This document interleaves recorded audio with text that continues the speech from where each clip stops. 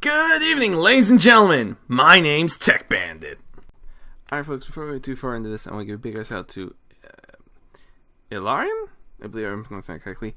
This is the druid I ran into randomly. It was kind of I need to complete this quest for an achievement. Oh, hey, somebody else is out here. Sure, why not? I actually kind of saw. You might be able to spot him in the footage. A horde in the background, like, horde. Let's get somebody else to back me up. Never hurts. Which, when I could look at the horde, it was kind of a oops, I screwed up moment because he was wearing heirloom gear still. And I probably could have taken him pretty soundly. But still, it was really cool. He actually friended me afterwards, and he's with the channel now. So welcome to the channel, mate. Thanks for coming.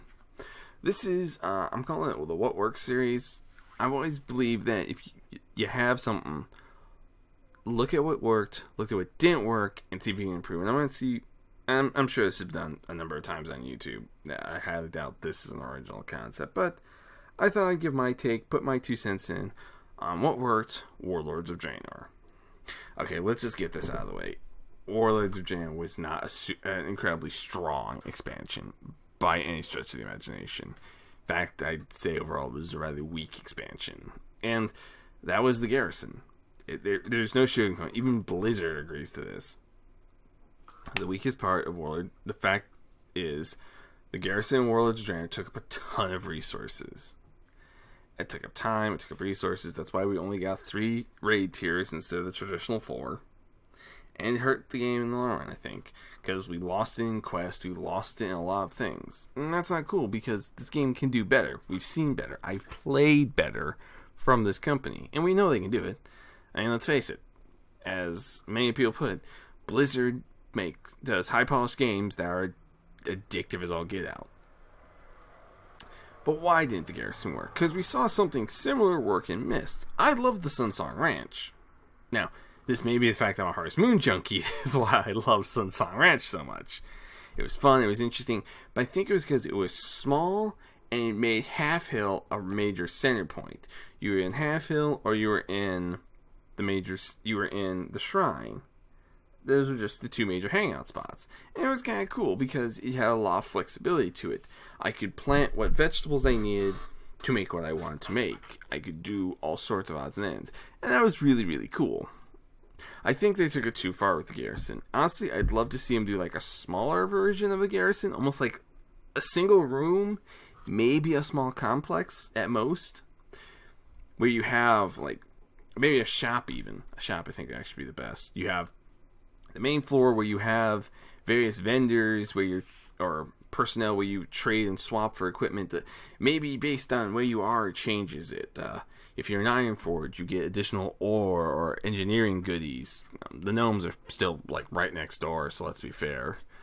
If you're in Stormwind, maybe just trade goods in general because, cloth, other odds and ends, everything. Stormwind's a major port city, it's a major trade city. That would work. It also means our major cities would have life as we have all these capital level players setting up. Maybe we can let the low level players in and let them be able to get the ore appropriate for their skill level, allowing them to sort of build themselves up.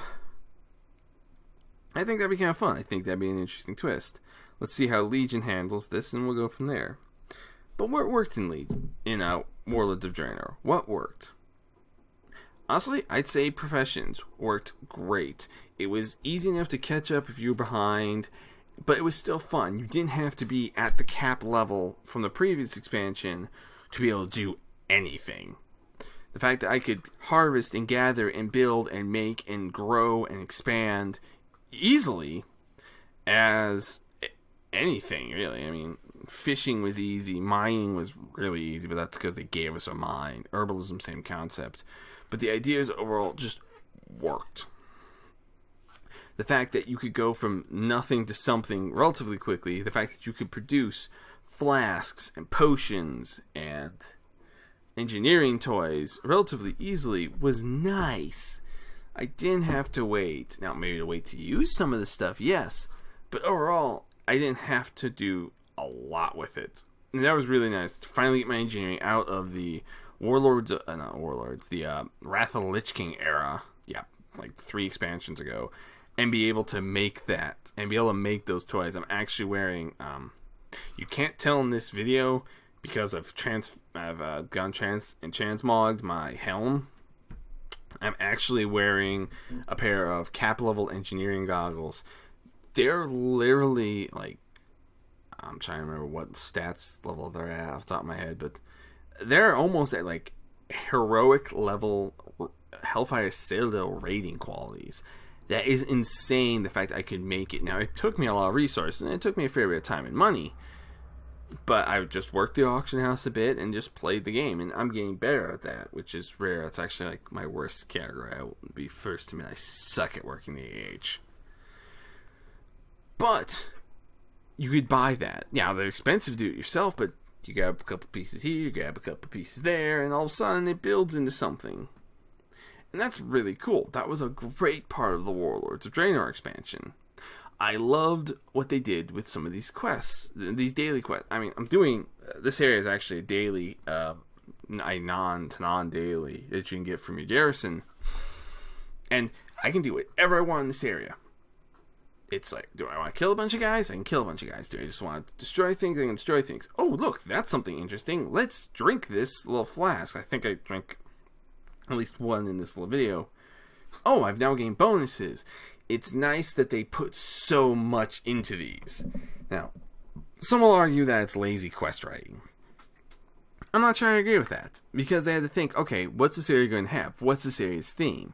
And I loved it because it means I can do more and get done quicker, instead of just go here and kill XYZ number of enemies.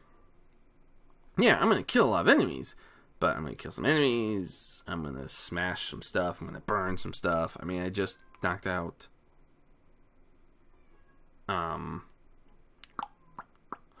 the Ironworks before this. Actually, was in the announcement video I did earlier. This actually should be the same day if I get this timing right. And it was just, to me, as someone who hates dailies, it was kind of cool to have these lovely alternatives. Just these different things I can do in one area. So instead of it just being a single quest, it was almost like a mini group of quests, and each one progressed everything forward. And that was kind of cool. I'd say that worked great. And apparently we're seeing that sort of come back in Legion. Some of there's like little daily random things that'll pop up in different areas. I think they're mostly kill quests, which kind of sucks, but oh well. And these will let us upgrade our artifacts, which again is going to be kind of cool. That worked. In the end, I think that, yeah, Warlord had a lot of weak elements that didn't work. It had a lot of cool elements to it, though. I loved how some of the Garrison Followers references, I actually got Flintlocky. Now, for those who are not familiar, and I may try to stick a link to the link in the description of this, Flintlocky was actually done by GameSpy back in the day, and it was Flintlock versus, Flintlocky and the Flintlock versus the Horde, which was a pair of sort of, I'm not even going to call them short comics because they're long, but the sort of in-game comics that followed the warrior who thought he was a hunter, Flintlock the dwarf, and his crazy little misadventures and his crew. Aramar, my priest, you see in front of you, actually has Bloodrose, his companion. And in Flintlock vs. the Horde was obviously the Horde side, though Doc plays for both sides.